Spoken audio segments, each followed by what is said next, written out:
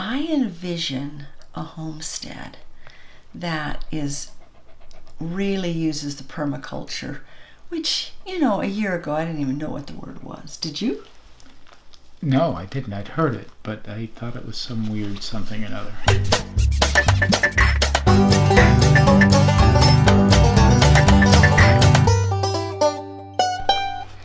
This is going to be a video with Garden Neglect Part 2. Perhaps the first week in September is the time to go on vacation because we don't feel like anything got lost on our garden. And this is what we got this morning. 55 pounds of tomatoes, a few tomatillos and peppers. 55 pounds. Oh yeah, and there's probably way more out there than that. So I am making more marinara sauce today because that's my favorite way to use it. Probably not going to take you with me. You've seen it a few times, so we'll check in later. What we're looking for is we're looking for land for our new homestead. And there's a lot that goes into this, so we want to explain it to you a bit. First, I'm going to let Rhenda tell you about some of her desires that she'd like to have. My desires. 40 acres. Come on. That's what he's wanting. Come here. Yeah, show everybody how pretty you are. Yeah, see? There you go. I'm so pretty. I had a bath and a new haircut. Woohoo! In Colorado, you have to have a certain amount of acreage in order to be able to have a well. That you can use for more than just culinary in your house. Right. Yeah, to be able to water any type of garden, lawn, animals, have livestock, you can get special permission, but it has to be a very special situation. But you have to have more than 35 acres to be able to get the kind of well that we need to use for a homestead. So that's one of the main things. I envision a homestead that really uses the permaculture, which, a year ago I didn't even know what the word was. Did you? No, I didn't. I'd heard it, but I thought it was some weird something or another. And so even when we started learning about it, we thought it was a weird something or other. But now we see the principle of it, the value of it.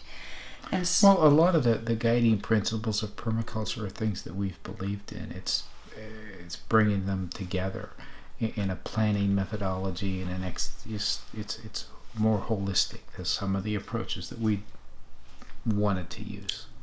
So I want to have chickens following my sheep, following my cows, and pigs intermingled with, they're in the realm there too, but I don't want to have pigs that just rip up the garden. That really doesn't talk about the land.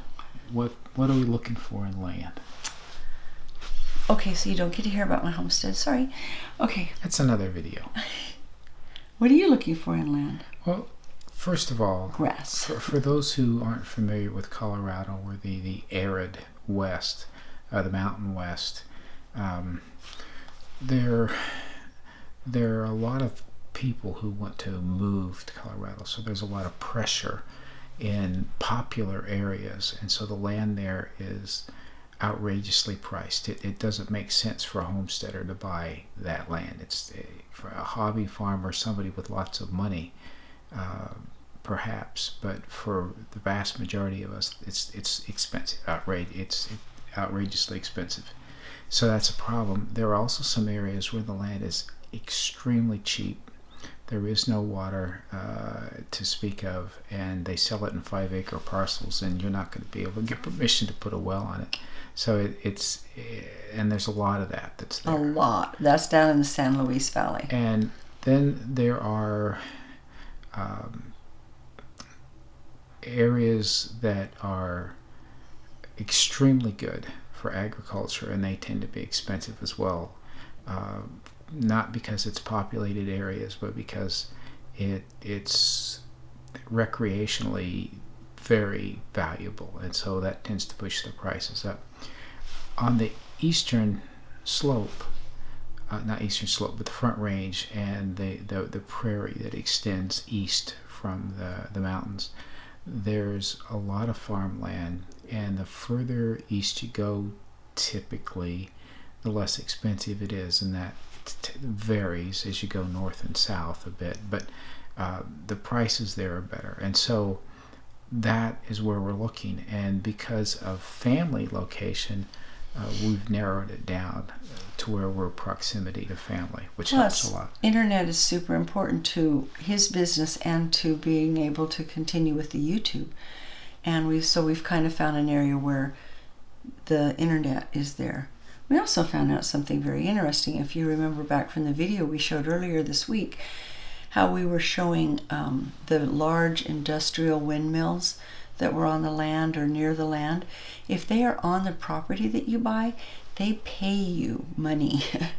That would be nice. Those pieces of property probably aren't for sale. They're a good money maker just from sitting there. So, like she said, and let me just go over it real quick. The priorities are: we're looking for 35 acres, good proximity to things that we want to do, 35 or more.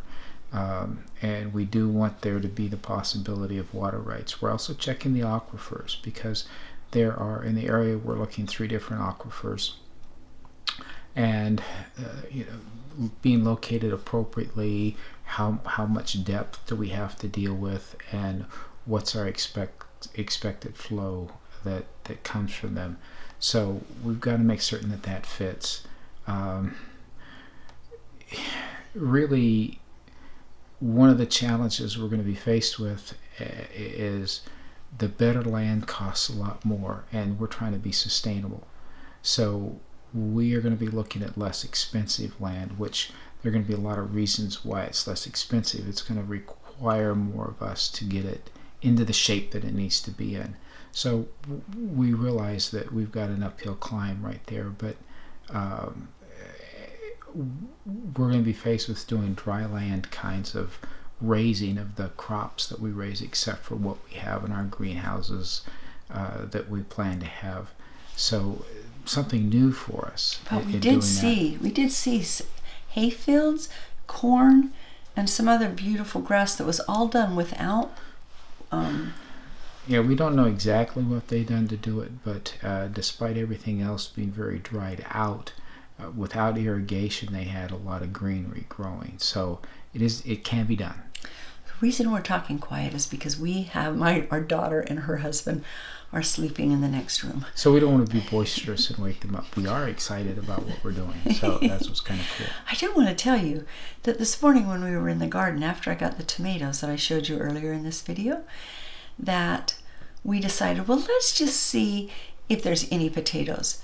And we did 2 russet plants, 1 Yukon and 1 red potato. We have potatoes. We probably got 25 potatoes in those 4 little plants, which isn't a huge amount of potatoes. But when you weren't expecting any because they were an experiment. We thought they'd all be gone. Yeah, so we have, great. I don't know how many plants we have. We have a lot of plants. So of tomatoes? Of potatoes. Oh, potatoes. Oh, so I'm excited to get out there and dig those up before the rain really gets to them, and we need to do that because the rain's starting Sunday. Yeah. So that's going to be good. We apologize that we haven't been doing it every day. We went on this trip, then we had company, then we had these enormous decisions that we're trying to make, and we will get back into it. We absolutely promise, because we love our YouTube community. Back to the land.